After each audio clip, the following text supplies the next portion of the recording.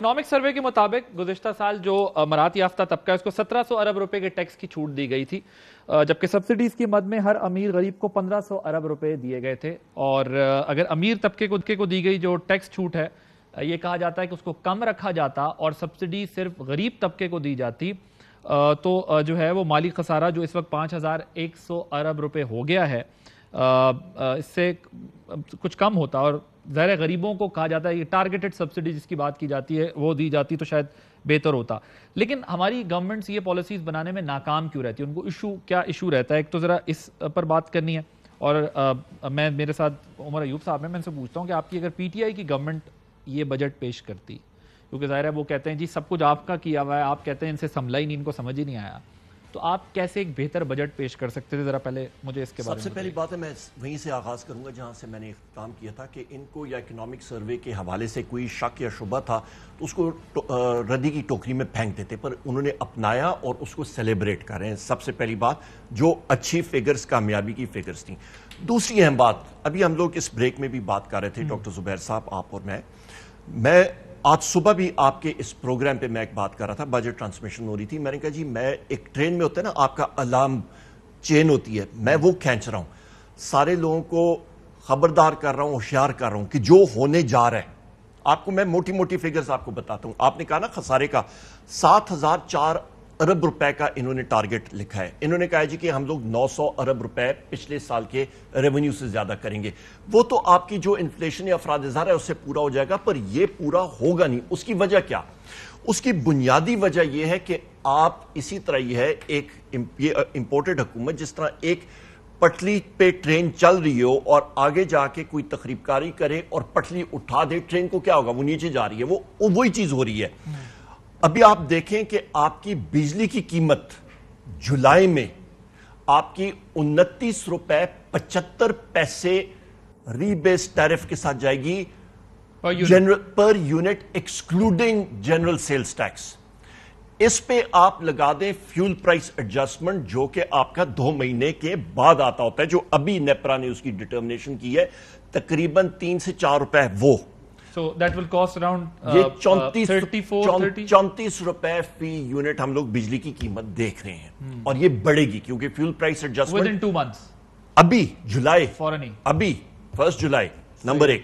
Number 2, जो ओगरा ने determination की है गैस की, 400% आपकी गैस की कीमत बढ़ेगी।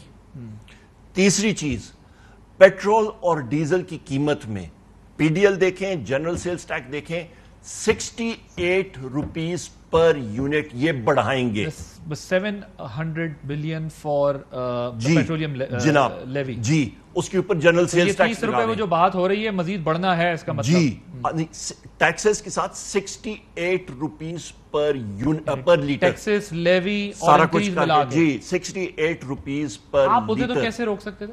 अभी बताते हैं, उस पे आते हैं। अच्छा, दूसरी इंपॉर्टेंट चीज आपकी, अभी लोड शेडिंग की बारे में बात आती है।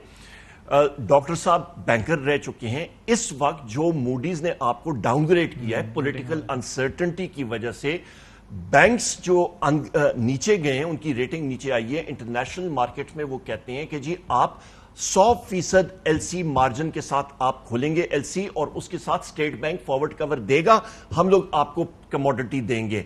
आपका एक एलएनजी का जहाज जो है वो $100 मिलियन का है इस वक्त स्पॉट मार्केट में। आपके 4 स्पॉट कार्गोज महीने के आपने लेने हैं।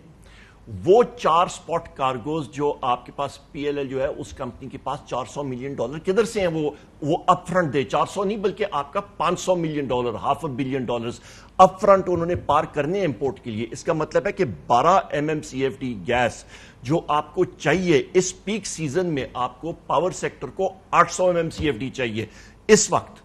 उसके साथ साथ फर्टिलाइजर को एडवांस पेमेंट। अच्छा, 404 जहाज निकल गए, तो उसका मतलब है कि फर्टिलाइजर भी आपने चलानी है, आपने गैस भी चलानी है, आपने पावर सेक्टर चलानी है।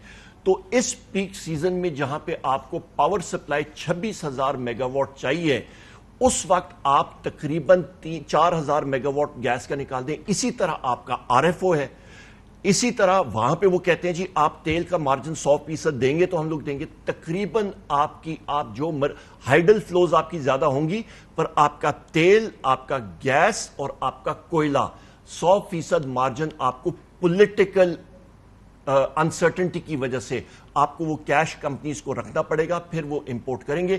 اس کی وجہ سے 30 لاکھ ٹن ویٹ ابھی آپ نے جو جی وہ اس کے علاوہ تو اس کا مطلب ہے جناب والا کہ آپ کی لوڈ شیڈنگ جو ہے تقریباً دن میں آپ کی 6 سے 8 ہزار میگا واٹ کہیں نہیں گئی. نمبر ابھی تو کیسے روکتے ہیں, اس پہ بھی اور اس کا بھی جواب دیں کہ وہ یہ بھی کہتے ہیں کہ جی ان لوگوں نے اپنے ٹائم پر جب کووڈ کے دنوں میں آئل پرائسز ڈاؤن تھیں اس وقت جو ہے وہ پرچیزنگ نہیں کی. ابھی آتے ہیں اس پہ آتے ہیں. اچھا اس کے ساتھ سونے پہ سہاگا, کراچی میں جو لوڈ شیڈنگ ہو رہی ہے وہ کیوں ہو رہی ہے؟ کیونکہ کے الیکٹرک جو گیس لے رہا ہے اس کی پرائس جو بن رہی ہے وہ تقریباً ان کی کاسٹ آف پروڈکشن 45 روپے ہے. ان کو نیپرا نے الاؤ کیا ہوا ہے 23 روپے 24 روپے فی یونٹ.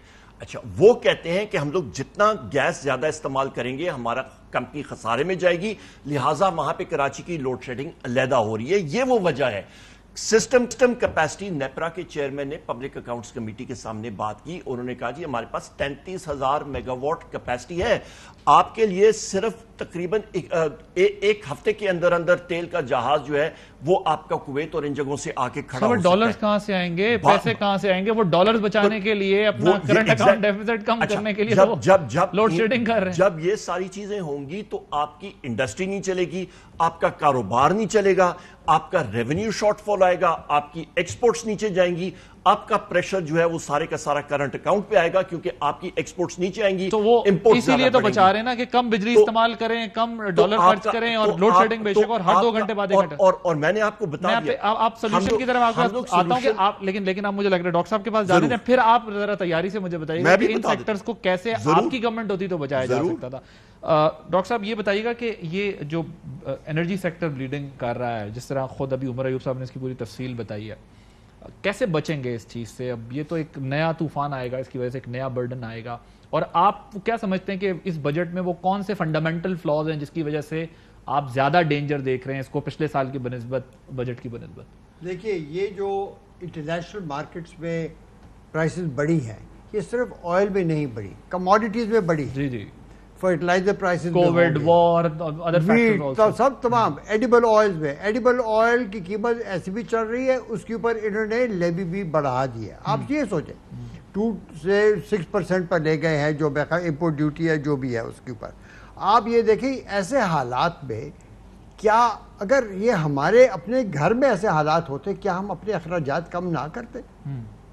میں کب سے سر پیٹ رہا ہوں کہ دیکھیں میں تو فائنینشیل پروگرامنگ یہ اس طرح کے مطلب کہ پلان بنانا کہ کس طریقے سے آپ کا انفلیشن اور ایکسٹرنل اکاؤنٹ اور فسکل سارا بیلنس کرے اور آپ کے اوپر نہ انفلیشن کا بوجھ آئے اور نہ ہی ایکسچینج ریٹ کے اوپر پریشر آئے, وہ ہم کرتے رہتے ہیں. میرے اس کے مطابق آپ اگر گورنمنٹ کے ایکسپینڈیچر 15% کم کرتے تو کچھ امکانات تھے کہ ابھی آپ لیکن ڈاکٹر صاحب ایک چیز مجھے بتائیے گا, سوری فار انٹرپشن, اب جو صوبوں کو آدھے سے زیادہ چلا جاتا ہے تو دیکھیں میں اسی پر ڈیٹ سروسنگ پھر 20% نہیں میں اسی پر این ایف سی کے تحت آپ کا ایوارڈ آپ نے بڑھانا ہے, کم نہیں کر سکتے, تو صوبوں سے بیٹھ کے تو بات کرنے کی ضرورت ہے نا کہ ملک اس کرائسس میں اور ہر صوبہ اپنا حصہ لے. I agree with you. I'm glad you're picking up on all of these points. دیکھیں نا if you see my program the last 2-3 days میں کہہ رہا ہوں یہ اس کے لیے ایک comprehensive understanding اینڈ اپروچ کی ضرورت. نمبر ایک تو ہو گیا نا naan interest payment. Naan interest payments کو آپ 15% کم کریں. انٹرسٹ کے لیے آپ نے اپنی مانیٹری پالیسی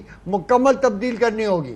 اسٹیٹ دیکھیں پہلے ابھی تک یہ ہوتا 97-98 تک کہ interest rate state bank determine کرتی تھی, کہتی تھی کمرشل بینکس کو آپ نے اس ریٹ پر یہ چیز لینی, آگے وہ اپنا خرچے ورچے نکال کر پھر ڈپازیٹر کو اس کے مطابق دیتے تھے, سمجھے نا. اب یہ ہوتا ہے کہ اب آکشن ہوتا ہے, وہ اپنی مرضی کر رہے ہیں.